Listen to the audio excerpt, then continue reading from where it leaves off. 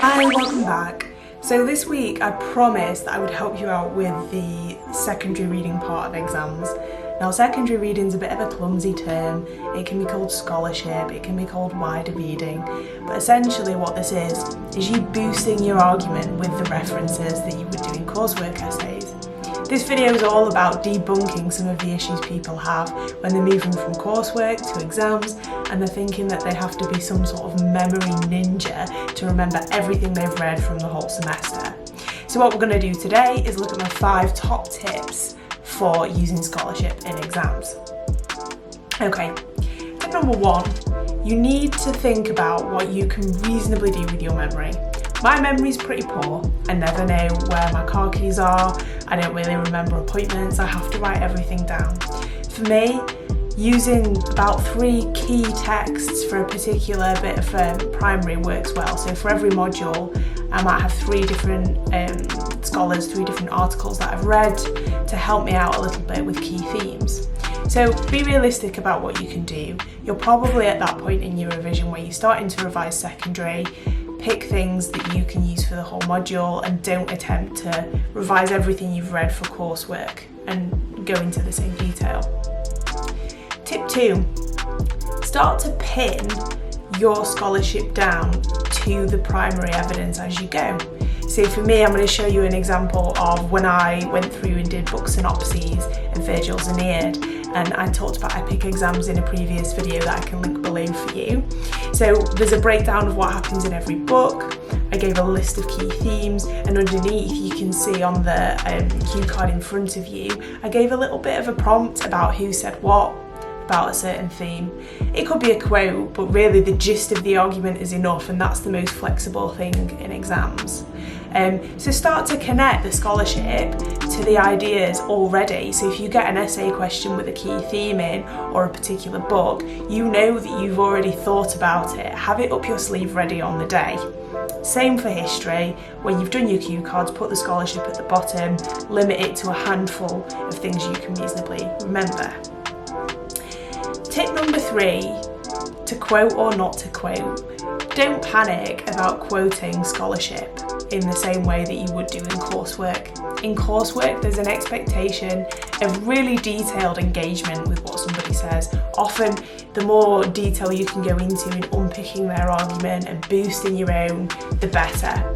But that's a different skill. That's something that we really expect from you when you're writing coursework, because you have the time and the capacity to go and pull things out. Even then, quoting is not always the best way of reflecting an argument. Summarising what people say is often the very best way to remember and engage with what they've put forward about that particular piece of text or period in history or key issue that you're revising for your exam. So try and summarise it really briefly to help you so that everything is already condensed and digested and memorable, so that it's already kind of connected to the primary evidence, and that you've limited it to what you can remember. So they're the first 3 things to think about. Don't worry about quoting, don't worry about lots and lots of detail in referencing. Get the gist of what they're saying and make the most of it so you can get back on with your own argument and use it to enhance what you really want to say, which is really where you're going to pick up your marks. Okay, tip number 4, name checking and referencing. So I've just talked about it a little bit already. I would say if you have that kind of handful of key authors, remembering their surname's fantastic.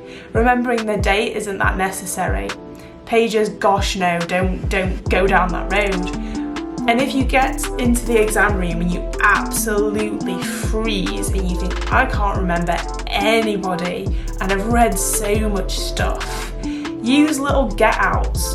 So really what they're assessing is how well you can engage with another person's reading of the text. If you're in an exam and you're really stuck, the worst thing you can do is freeze. Think about including a trend in scholarship. So a feminist reading of this might suggest that. And you can apply that to classics really easily because it's a world so far away from our own. You know, feminist scholarship on Dido in book 4 of the Aeneid will be really specific. You don't have to remember a surname to make a point about that. You could also say a modern reader might interpret this as. Things like that can really help you to get out of jail in those occasions where you feel like you've frozen. Tip number 5, actually it's one of the most important ones. Select material that's really, really flexible. So when you're going through a bibliography, a whole book might be too much. Of course it would be. But a chapter could be really, really useful and nice and broad. Journal articles are very, very often quite specific. Okay? So you have to be a bit careful. Anything that really focuses on, say if you were doing epic, different types of heroism, if you were looking at structure or intertext with Homer, they're really flexible themes. No matter what the question is, you're probably going to get a chance to engage with that. Anything that touches on the role of the gods, that's something you can pull out and apply to whatever you get on the day. So they're just some examples from epic. If you're doing ancient history, look at doing a similar thing. Pick something really, really flexible. So look at the parameters of your module, go through the bibliography and pick in a way the most generic open title. Have a look at that because there's more chance that you can flex it and apply it to what you get on the day. If you read something really, really niche on a specific character in a specific book linked to say a specific hero cult and it's really, really niche, you're not going to get the opportunity to apply that on the day. That's not a good use of your time. So look through the bibliographies, find something nice and flexible, and then you can really capitalise on your revision. It takes some of the memory test element out of it as well. So I hope you found that helpful. I hope you're kind of at a point now where you're thinking about revising for secondary and you're feeling really good about the primary texts and the primary periods that you've been revising. So I'll link below the epic exams video from the other week so you can have a look at that too. And don't forget to like, share, hit that subscribe and notification bell down below for future videos. There should be one every Friday from now on. Okay, let me know how you get on. Sorry for being late today.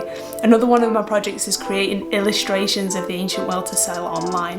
I'll leave a link in the description below. So far we've got vintage travel posters of the Colossus at Rhodes, the Hanging Gardens of Babylon and the Lighthouse at Alexandria. I'm aiming to complete the other 4 of these 7 ancient wonders this month. So have a look on Redbubble and please like and share and pass it on. Thanks!